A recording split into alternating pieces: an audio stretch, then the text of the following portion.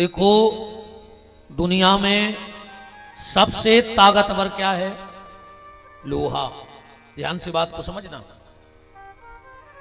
धातुओं में सबसे ताकतवर है लोहा। किसी को भी काट सकता है, यहां तक कि वो अपने आप को भी काट सकता है। लोहा लोहे को काटता है कि नहीं काटता? तो दुनिया में सबसे ताकतवर है लोहा, क्योंकि वो किसी को भी काट सकता है। पर लोहे से ताकतवर है आग। आग लोहे को गला सकती है, गलाती है। तो सबसे ताकतवर लोहा, लोहे से ताकतवर है आग। अच्छा, आग से ताकतवर है पानी। पानी आग को बुझा सकती है। तो सबसे ताकतवर लोहा, लोहे से ताकतवर आग, आग से ताकतवर पानी, और पानी से ताकतवर प्राणी। कैसे? वो पानी को पी ले। आदमी पानी से भी ताकतवर है। कैसे? वो पानी पी जाता। तो लोहे से ताकतवर आग, आग से ताकतवर पानी, पानी से ताकतवर प्राणी, और प्राणी से ज्यादा ताकत है मौत में। आदमी से ताकतवर को है मौत। एक झटका को खेल है तई धरे रहो, है ना? तो सबसे ताकतवर क्या हो गई? मौत। पर इसके आगे एक सिद्धि और चढ़ने हैं अपन को। मौत से भी ताकतवर है मोहन की भक्ति। अगर भक्ति में ताकत होगी तो मौत भी टल जाएगी। मौत से ताकतवर मोहन, और मोहन की भक्ति। अगर मोहन की भक्ति आ गई तो मौत भी टल जाएगी। पर मोहन की भक्ति जीवन में आएगी कैसे? बात को ऐसे समझना। ऐसे ही हमारे महाराज जी जैसे कोई विद्वान एक दुकान पे गए, कुछ सामान लेने किराने की। तो बोले, सामने काउंटर पे डिब्बा जमे थे। महात्मा बोले, का है भैया ये में का है? बोले, में धनिया। ये डिब्बा में का है? बोले, मिर्चा। ये डिब्बा में का है? बोले, मूंगफली।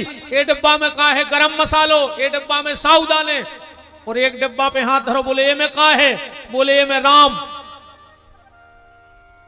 दुकानदार का बोलो, ये में राम। महात्मा तो न चल लगे कि दुकान में लगाइए पर राम बेकत। बोले, तो बेटा हमें दो राम। अरे बोले, महाराज यहां से राम नहीं है, मैं को दे रहे। बोले, फिर? बोले, हमारे पिताजी ने ये दुकान खोली और जब वो मरने लगे तो हमें जो एक जीवन को सूत्र दे गए थे कि बेटा कब हम दुकान में जाने कज्जो के जो डिब्बा खाली है, या कबू ने कज्जो के जो डिब्बा खाली है, जो डिब्बा खाली हो जाए कज्जो में राम है। सो महाराज ये डिब्बा में कुछ नहीं है, ऐसे हमने कह दिया में राम है। महात्मा तो बेहोश होकर गिर पड़ो। होश में आया, बैठ के रोने लगा। दुकानदार ने कही, का भाव? बोले, पूरी जिंदगी भजन करो पर सार आज मिलो। बोले, का? बोले, जब तक डिब्बा खाली नहीं हुई है तब तक वो में राम रह ही नहीं सकत।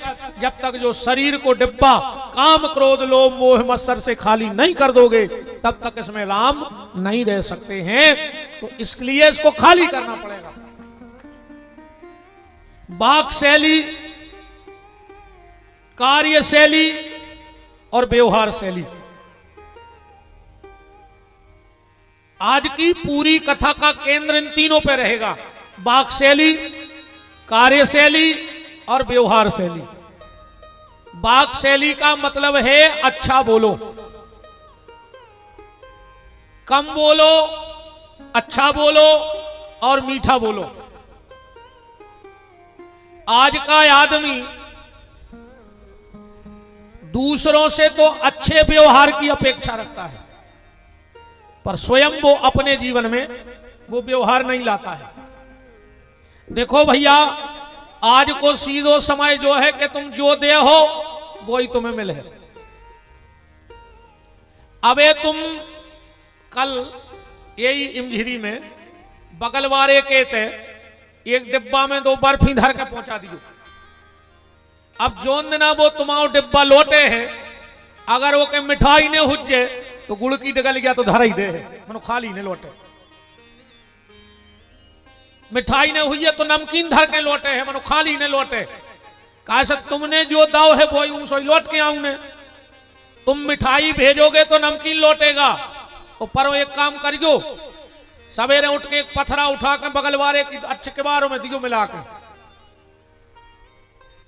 इतने लठ दे है कि सीधे करेली ने लाई दिया नरसिंहाईपुर ने फर हो जो। पत्थर मारोगे तो डंडे लौटेंगे, मिठाई दोगे तो नमकीन लौटेगा। इसलिए सबसे पहले शब्द शैली, फिर कार्यशैली, अच्छे काम करो। और देखो अच्छा काम और बुरा काम क्या है, जो तुम्हारे खुद ही निर्णय कर ली, कोई से नहीं पूछने।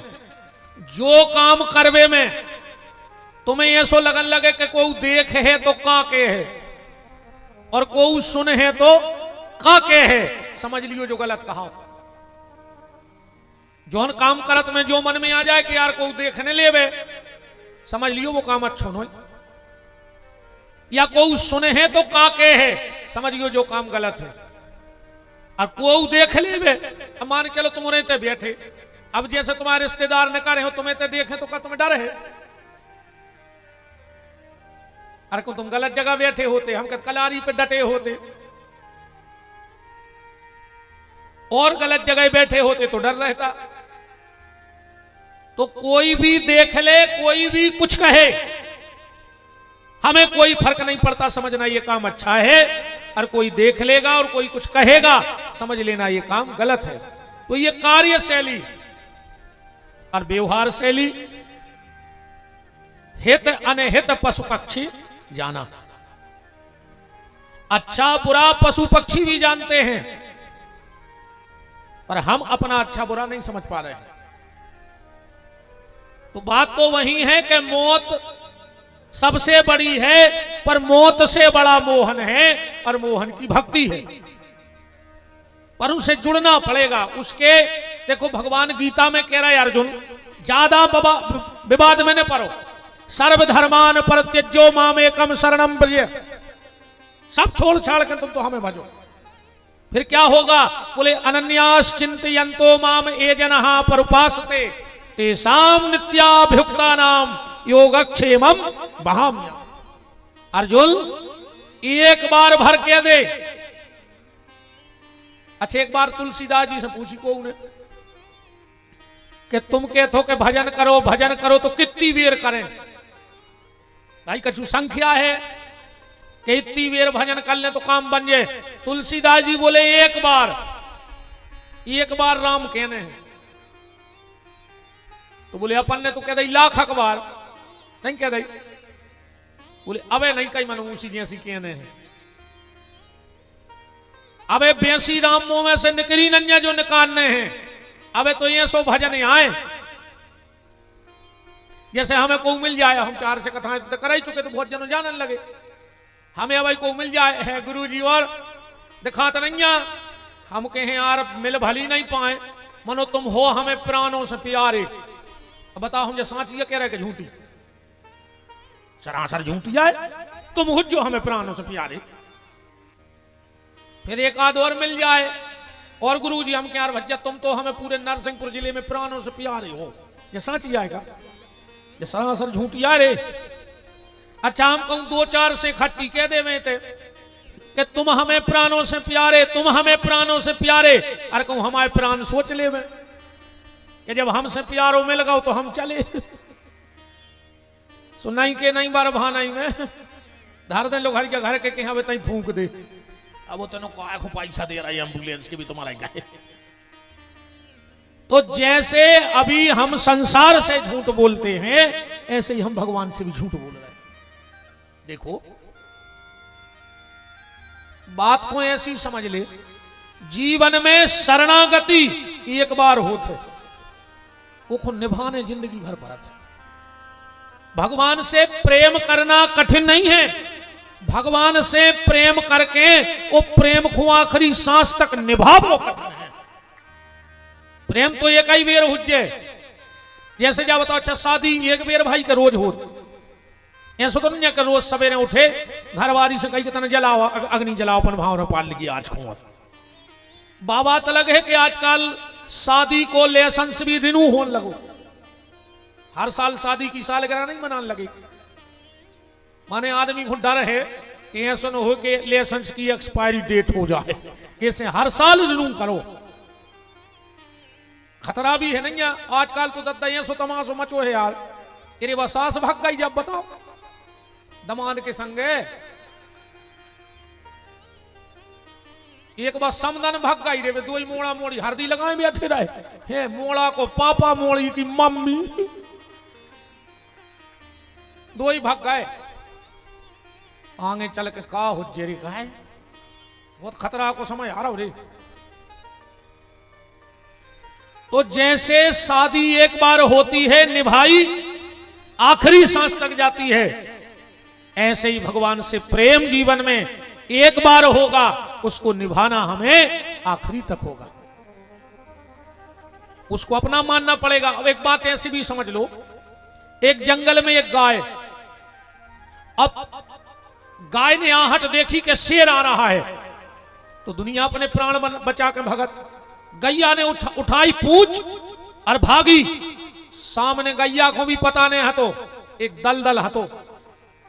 गैया प्राण बचाने के लिए दलदल में कूद गई, पीछे से शेर भी कूद गया,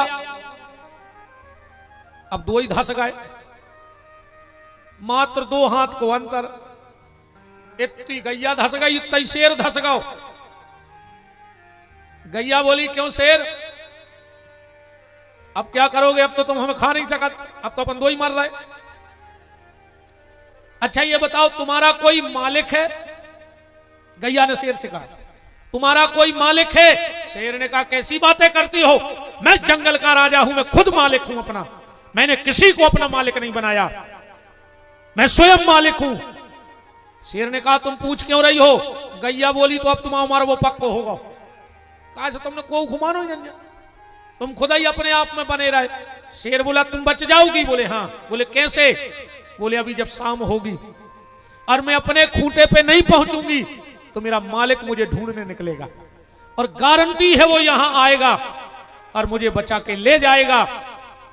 और थोड़ी देर में सच में गांव में दौड़ के गया, 10-20 लोगों को लाया, रस्सी डाली, गैया को निकाला, और गैया हंस के बोली शेर तू इसलिए इस दलदल में फंस रहा है क्योंकि तूने उस मालिक को कभी अपना नहीं माना, और मैं इसलिए इस दलदल से निकल गई क्योंकि वो मेरा मालिक है।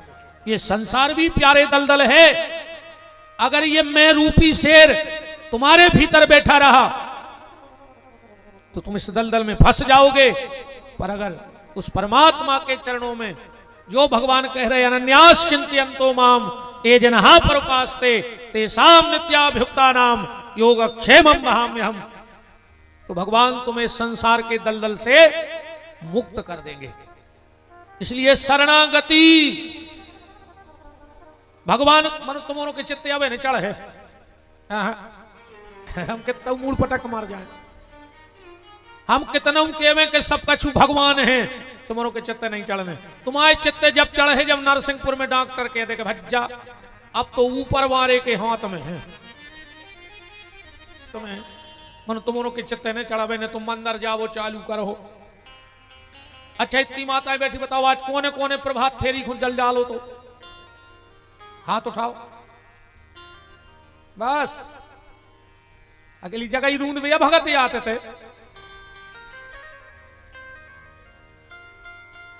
वे तो घुंजा कैसे पत्ता है, घुंजा जानत घुंजा, आज को श्रोता है घुंजा कैसे पत्ता, पानी डारो फटकारो सो चीकनो ही को चीकनो। इतने गाए सबसे पहले आए थे कदा तोलिया डार, और सबसे पहले भग गए 2 ही हाथ फटकार, सियावर रामचंद्र की जय। क्या लगे बहुत ही ऊंची कथा कह रहा हो रे महाराज, बहुत ही ऊंची कथा कहते। दूसरे ने पूछी आज कहां सुनाई, कहने लगे जा बिल्कुल खबर नहीं है यार, मनो कथा 1 नंबर की हो रही,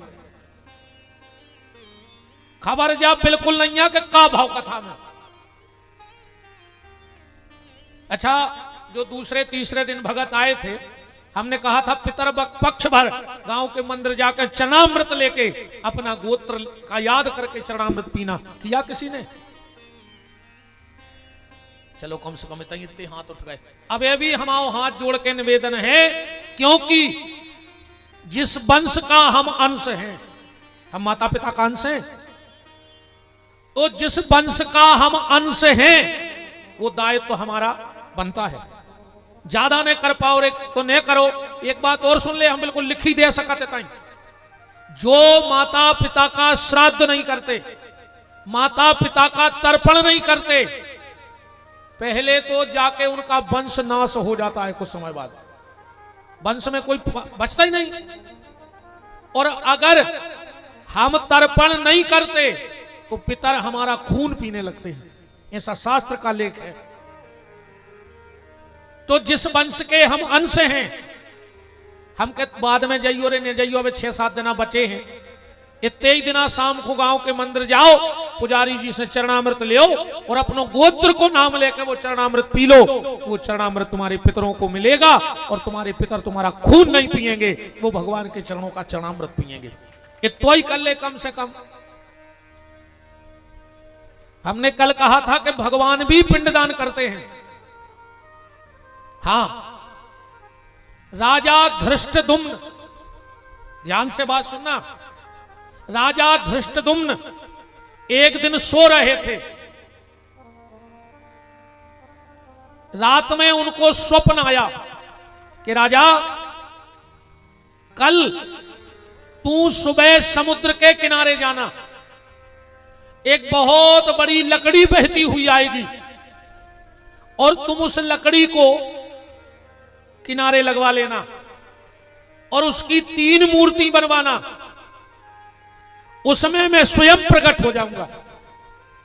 राजा की नींद खुली, बिल्कुल सुबह सुबह समुद्र के किनारे गया तो सच में एक बहुत बड़ी नीम की लकड़ी बहती आ रही थी। नीम की ही लकड़ी क्यों थी? नीम की लकड़ियां ऐसे आती। महाराज जी,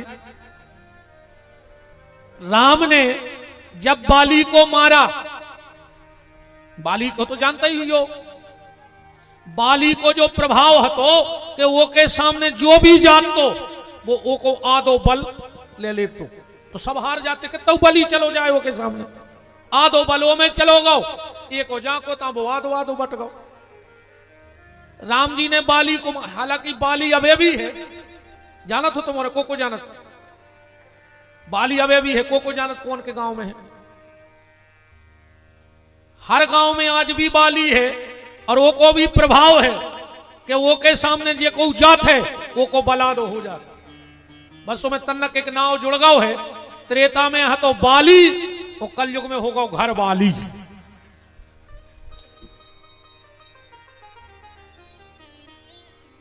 घर बाली कितना पहलवान हुए, घर वाली के सामने जाके वो को आधो बल खत्म।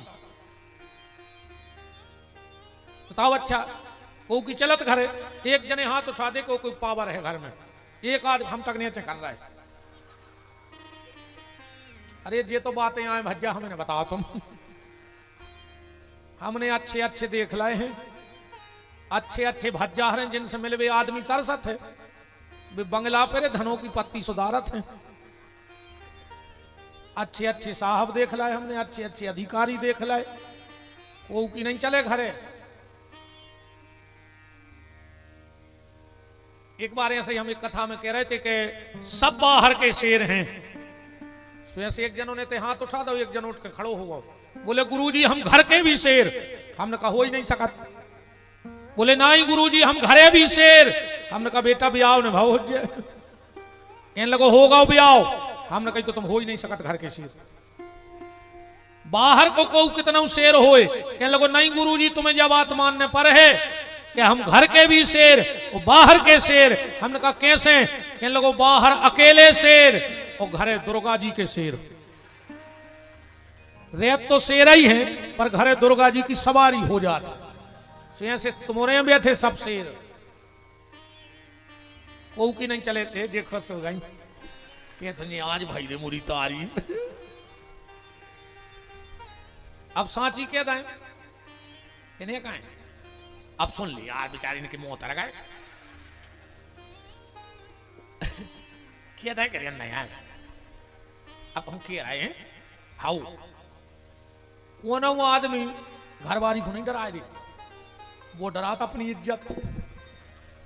अब भाई कछु कह रहे सो तुम्हें नर आने बाहर हो ये हमने कहा सो को भोगे सो पूरा मोहल्ला तमाशो देख सो वो कहते पनवेसरी हम ही से कह ले तो जो का झुके ने हो कम से कम हमारी बाहर बनी है सो बनी दे एक तो मोरा नहीं डरा देखा मैंने की चेहरा खिल गए अपन को भैया दो ही पक्ष समार के चल रहे हैं अब बुराई को की नहीं कर सकता आरती नहीं फिरी दद्दा हम को नुकसान हो जाए 2-3 हजार को फिरी फट में।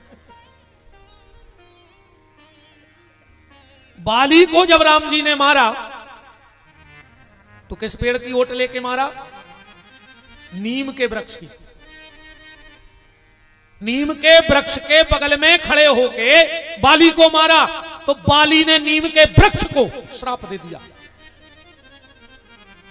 जा तू किसी काम में नहीं आएगा। बताओ नीम को कहूं फर्नीचर बनत वो की चौखट लगी और बोले तू इतना कड़वा हो जाएगा, इतना कड़वा हो जाएगा कि आदमी तुझे खाने के पहले 1000 बार सोचेगा।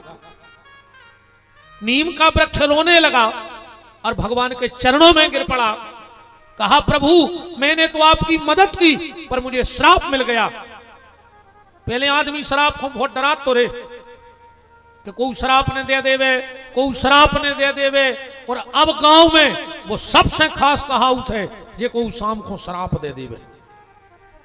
आदमी ढूंढत फिर रहा रे शराब, पहले शराब से बचत तो अब ढूंढत फिर रहा। अब एक कलारी तुम 3 किलोमीटर बिल्कुल करहा खेत में खुलवा दे जहां इतने खचत हुए तो वे कुत्ता से चले जरे खुचरत मनुजी हैं होते बेनेमान में तो जे हैं बोलो वृंदावन बिहारी लाल की।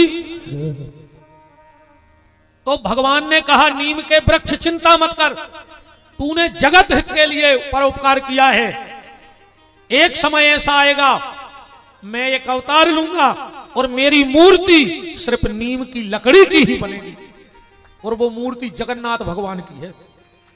जगन्नाथ भगवान की जो मूर्ति बनती है वो सिर्फ नीम की लकड़ी की बनती है। और जगन्नाथ जी ऐसा लेख है और आज प्रमाण है, भगवान कृष्ण को जब जरा नाम के व्याघ्र ने बाण मारा तो जो परिवार के लोग थे उन्होंने भगवान कृष्ण के शरीर का अंतिम संस्कार किया। पूरा शरीर जल गया पर भगवान का हृदय नहीं जला, और वो हृदय निकाल उठा करके भगवान जगन्नाथ जी में रखा गया। आज भी आप नेट पे सर्च करके देखना, हर 3 साल में भगवान जगन्नाथ जी की मूर्ति बदली जाती, तो पूरी उड़ीसा की लाइट बंद रहते वो रात में। आप नेट पे सर्च करना, पूरे प्रदेश उड़ीसा की लाइट बंद कर दी जाते, और जो वहां के पंडा पुजारी महंत होते हैं, जो वहां के पंडा पुजारी महंत रहते हैं, उनकी आंखों पे पट्टी बांध दी जाते, हाथों पे रुई लपेटी जाते, और फिर वे जाते और पुरानी मूर्ति में से भगवान कृष्ण की वह आत्मा निकाल के नई मूर्ति में रखा था। आज तक किसी ने नहीं देखा कि पुरानी मूर्ति से उठा के नई मूर्ति में क्या रखा जाता है। वे जा भर कहते हैं, बोले हमें तन्न के सो अनुमान होते जैसे हमने खरगोश पकड़ो हुए हाथ में, कि खरगोश पकड़ा हो यह भर अनुभव होता है। बात चल रही कि भगवान भी पिंडदान करत हैं। हम कथा जगदीश जी की पूरी नहीं सुना रहे, पर हम तो सिर्फ वो बात पे ले आ रहे तुम्हें कि भगवान भी पिंडदान करते हैं। और आज का आदमी के थे ऐसे होत का है। हरे राम पानी आ गया, चलो कछुनैया का गले आ रहा है, हम तो अच्छी भी अच्छे निकल जाए है कछुनैया, चिंता न करो, तनक बहुत गिरे है। अबे हम नरसिंहपुर गए थे तो तेज पानी गिरो है, क्या बताएं। तो एक बात है यार भैया, हमने परसों नरसों भी कही थी, आज भी कह रहे जो चमत्कार तोरे माता नर्मदा को आए कि तुम्हारे नर्मदा के घाट पे हो।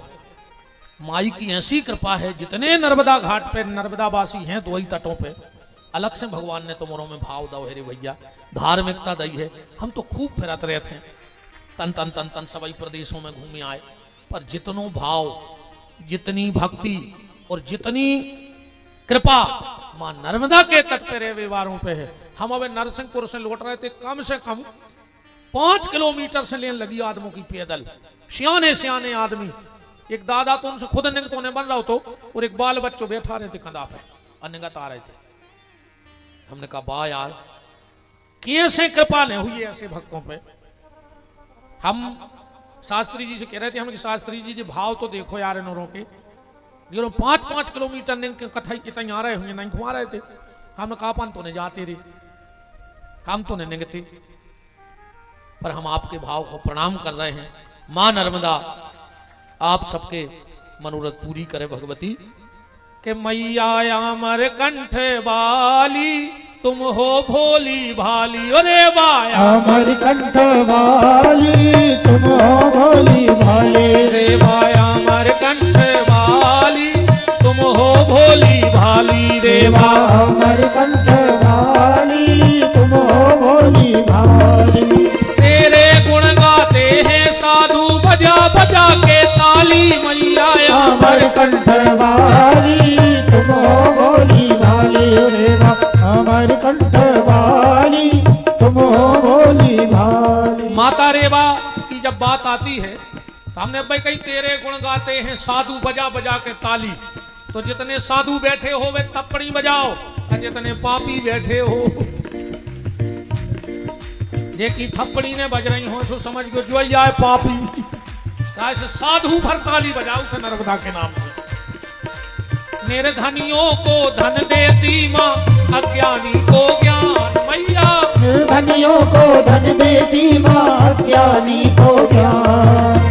अभिमानी का मान मिटाती, खोती नाम निशान मैया, मोरी मैया प्यारी मैया अमर कंठ वाली तुम हो भोली भाली, अरे वाह अमर कंठ वाली तुम हो भोली भाली। नर्मदे हर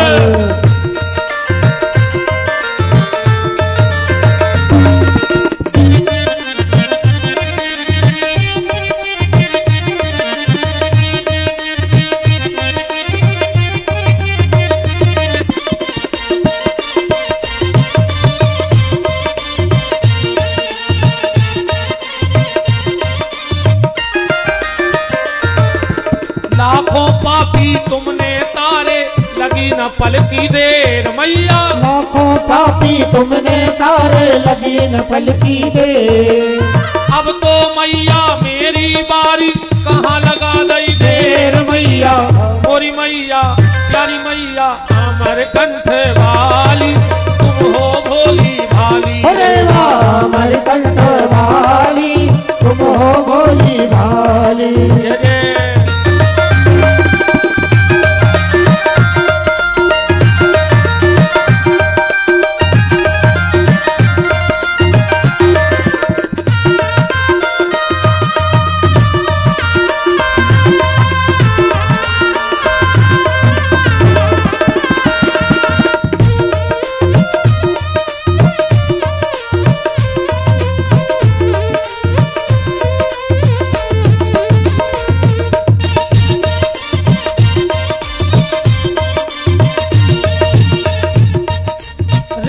तट पर धूम धड़का, राम भजन का यही तड़का, सेवा तट पर धूम धड़का, राम भजन का यही तड़का। भजले रे मन चारों धाम, गौरी शंकर सीताराम, भजले रे मन चारों धाम, गौरी शंकर सीताराम। गले में तुलसी मुख में राम, हृदय विराजे सालक राम, गले में तुलसी मुख में राम, हृदय विराजे सालक राम। अरे बोलो संतो हरि हरि, मुख पर मुरली अजब धरी, बोलो संतो हरि हरि, मुख पर मुरली अजब धरी। बोलो संतो हरि हरि, मुख पर मुरली अजब धरी। बोलो संतो हरि हरि मुख पर मुरली अजब धरे। मात नर्मदे हर, हर जटा शंकरी हर।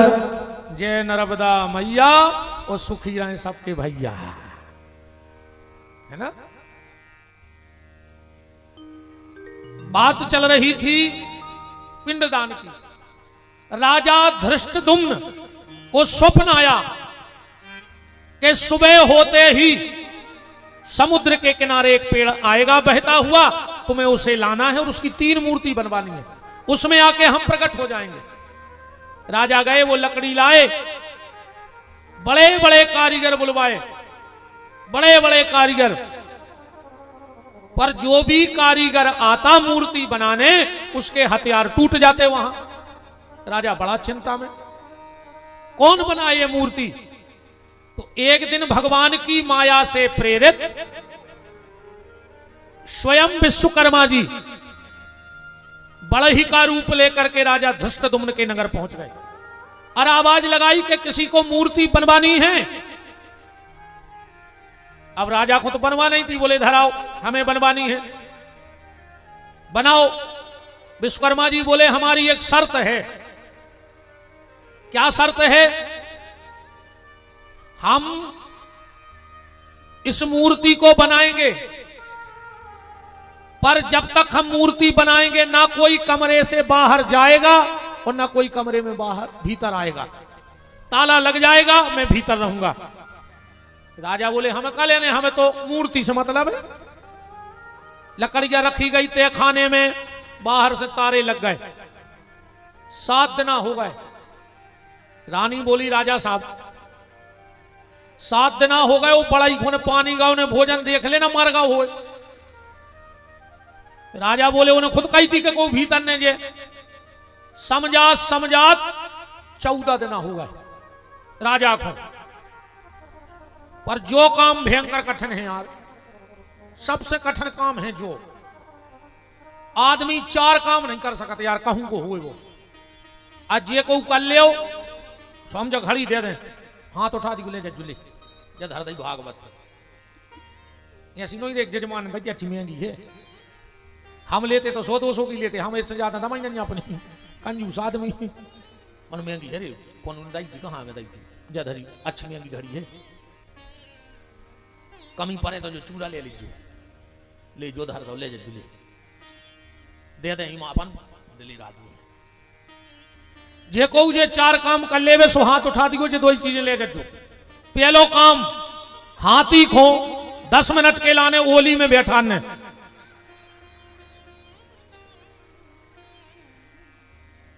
को नहीं चाहने रे चूड़ा मार दिया वो हाथी को ओली में बैठा फिर चक जाओ। चलो चलो एक काम जो छोड़ो, मच्छर को 1 जोड़ी कपड़ा सिलवाने है कौन टेलर, चलो जो भी छोड़ दे। चिटिया के ओठों पे लिपस्टिक लगाऊने है कौन पार्लर वालों, ये सही दे हम इतनी चीजें हम पगला हैं। और चौथो काम घर की घरवारी को समझाऊने हैं। रोका है रायमंडी है जी तो वासु का ही पहुंचने लगे कह रहे गुरु जी ऐसी ने कहा कचू नहीं को नहीं समझा सके, तुम तो तुम्हारे पुजारी जी से पूछ ले क्या महाराज समझा सका। अब तो सियान आदमी कह रहा और पूछ, आदमी सब कर सका तो मनो नहीं समझा सका। 14वें दिन की बात, राजा चला गया दरबार, ध्यान से सुनना, और रानी ने उस तय खाने के दरवाजे खोल दिए। किसी ने दौड़कर राजा से कहा राजा रानी ने तय खाने के दरवाजे खोल दिए। और ये राजा तो पागल सा हो गया, दौड़ के गया तो तय खाने में 3 मूर्ति धरी हैं, हाथ नहीं बने, ना वहां बड़ही है और ना कोई औजार है। राजा तो जोर जोर से जमीन में सिर पटकने लगा, अरे मूर्ति खंडित रह गई, मूर्ति खंडित रह गई। आकाशवाणी हुई राजा मूर्ति तो पूर्ण हो गई है, ये मेरी ही इच्छा थी कि मेरी बिना हाथों की मूर्ति बने, जगन्नाथ जी के हाथ नहीं है, सुभद्रा जी के हाथ नहीं है और बलराम जी के हाथ नहीं है। और इस पे महाराज जी क्या हुआ, एक बार गोस्वामी तुलसीदास जी गए जगन्नाथपुरी, जगन्नाथ जी के दर्शन करवे। अब उनके हाथ नहीं है, तीन ही जनों के, तीन ही बहन भज्जा के। तो तुलसीदास जी को दाऊगा भोग जगन्नाथ जी को प्रसाद। कहावत भी है, जगन्नाथ के भात को जगत पसारे हाथ। तुलसीदास जी ने जैसा ही प्रसाद दो, तुलसीदास जी बोले नहीं हमें नहीं चाहना। बोले काय? तुलसीदास जी को नियम हतो कि वे जो कछु पाते पहले राम जी को भोग लगाते। तुलसीदास जी ने सोची कि बताओ, जो हस्तपद विहीन, जो काय को भगवान जी के पाँव आने हाथ आए, और एक ही जूठन हम अपने राम को लगा दे। हम तो नहीं ले जो प्रसाद ले तो हमें भोग लगाने पर, और जूठो हम राम को खुआ नहीं सकते। काशे के हाथ पाँव नहीं जगन्नाथ भगवान के। अच्छा, पहले आवे जावे के साधन हते नहीं होते। रात हो गई, तुलसीदास जी उतना ही सो गए, सुबह चले गए। अब भगवान जगन्नाथ ने सोची बताओ यार, तुलसीदास जी भूखे सो रहे। सो जो शाम की उनकी बियारी को भोग लगो, जगन्नाथ जी ने बोई दोना उठाओ और मंदिर के पीछे बगीचा में तुलसीदास के पहुंचे। बोले तुलसीदास जी उठो, बाबा जी उठो। बोले तुमको आओ। अरे बोले हमें तय के आए, हमें लगो कि तुम भूखे हो, सो हम जो प्रसाद ले आए। तुलसीदास जी बोले इसे तो हम खा नहीं रहे, प्रसाद आए। बोले काय? बोले हमें अब भोग लगाने पर, और उनके हाथ पांव है नहीं, ऐसे अपंग को झूठो हम राम को नहीं खुआ सके। भगवान जगदीश बोले तो भगवान के हाथ पांव नहीं हैं? बोले हैं। तो भगवान जगन्नाथ बोले फिर तुमने रामायण में काय लिखो के बिन पग चलाई सुनाई बिन काना, करते करम करहूं विधि नाना, आनन रहत सकल रस भोगी बिन बानी बकता। और जो इतनी कही तुलसीदास जी तो चल से लिपट गए वो बालक के। बोले हम तो बहुत भ्रम में हते कि जगन्नाथ अलग हैं और राम अलग हैं। अरे ये तो बेई राम आए और बेई जगन्नाथ आए, तो हाथ पांव नहीं, बात यहां जो अपन कर रहे हैं।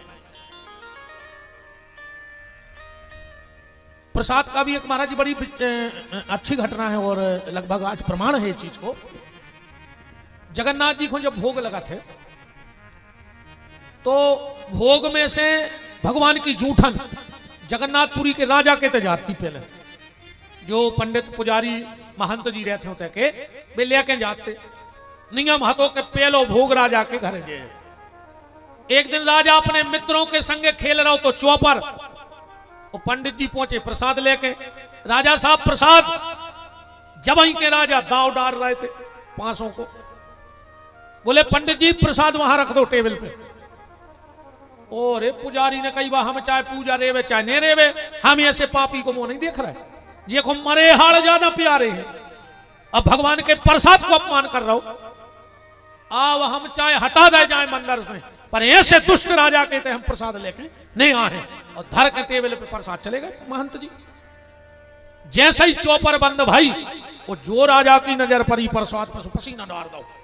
धिक्कार हमारे लाने, तन्नक दुष्टों की छाया का पड़ गई और हमने भगवान के प्रसाद को अपमान कर दो। हमारे आपरों से भी निवेदन है भैया, दो चीजों से बच गयो। एक तो दुष्टों की छाया से बच गयो।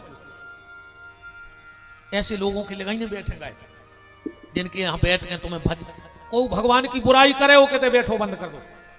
क्योंकि दुष्ट की छाया बड़ी खतरनाक होती है, छाया बड़ी खतरनाक होती है। एक उदाहरण दे रहे हैं कि छाया का कितना प्रभाव है। ये मेरी बहनें माताएं समझ जाएंगी। जब मेरी माताएं पापड़ बनाती हैं तो रजस्वला की छाया उस पर नहीं पड़नी चाहिए, वरना पापड़ सिकने के बाद लाल पड़ जाता है। पड़ता है कि नहीं पड़ता? इसलिए मेरी बहनें विशेष ख्याल रखती हैं कि जब पापड़ बने तो कोई ऐसी माता घर में न आ जाए। तो जब पापड़ का कलर लाल हो सकता है तो दुष्ट की छाया पड़ने से हमारा काल जल्दी क्यों नहीं आ सकता है। इसलिए दुष्ट से दूर रहना कोशिश करना। राजा को बड़ो दुख भाव के अब क्या करें। राजा 2 दिन अपने कमरे में से नहीं निकले, न भोजन करे। मंत्री को पता लगा कि राजा 2 दिन से बाहर नहीं आए। मंत्री गए, बोले साहब बात क्या है? राजा बोलो मंत्री हम बहुत बड़ी टेंशन में हैं। बोले का? बोले पहले तो सभा बुलाओ संतों की, फिर बता रहे हम तुम्हें। बड़े बड़े दिव्य दिव्य संत आए। राजा ने हाथ जोड़ के कहा, हे महाराज, एक प्रश्न का उत्तर दो। अगर किसी ने भगवान जगन्नाथ के प्रसाद का अपमान कर दिया हो तो उसे क्या दंड मिलना चाहिए? राजा ने खुद की नहीं बताई कि हमने करो। संत बोले, राजा साहब, उस व्यक्ति के हाथ काट देने चाहिए दोनों, जिसने भगवान जगन्नाथ के प्रसाद का अपमान किया। अब राजा ने मन में सोची कि हमारे हाथ हम तो काटने पे, भाई शरीर को मोह है। मंत्री को बुलाओ। बोले, मंत्री तुम हमसे पूछ रहे थे कि हम दुखी काहे हैं, 2 दिन हो गए हैं, हमारे महल के कमरा की खिड़की में से उन्होंने 2 हाथ निकाला था और ऐसे ऐसी करा तो कहते मैं तुझे खा जाऊंगा,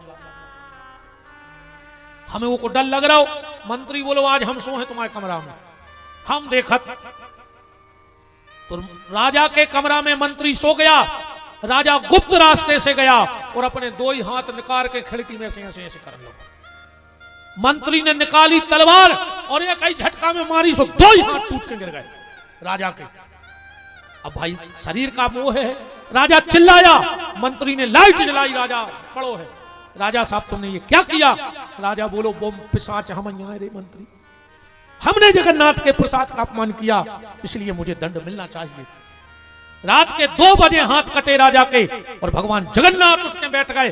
पुजारी को जगाया, बोले, पुजारी उठ, जल्दी प्रसाद लेके जाओ, राजा के प्रसाद लेके जाओ। महंत जी बोले, हमने जे उन्हें दोपहर में अपमान करो। जगन्नाथ जी बोले, महंत वो दुष्टों में फंस गया था, उन्हें अपने हाथ काट के फेंक दे, अकेले प्रसाद को अपमान करे, खुद के हाथ कटवा दे। महंत जी बोले, जब हाथ कट गए तो वो प्रसाद कैसे ले? बोले, तुम तो चले जाओ। और जैसे ही महंत जी प्रसाद लेके आए और जो जगन्नाथ का प्रसाद राजा के सामने किया, मानो नए कमल के फूल जैसे हाथ निकल के बाहर आ गए राजा के। और एक प्रमाण देखो आप, भगवान ने महंत जी से कह दी थी पुजारी से कि वे 2 ही कटे हाथ उठा लिया जो हमें चाहिए हैं। राजा के दोनों कटे हाथ जगन्नाथ मंदिर गए। क्या करें?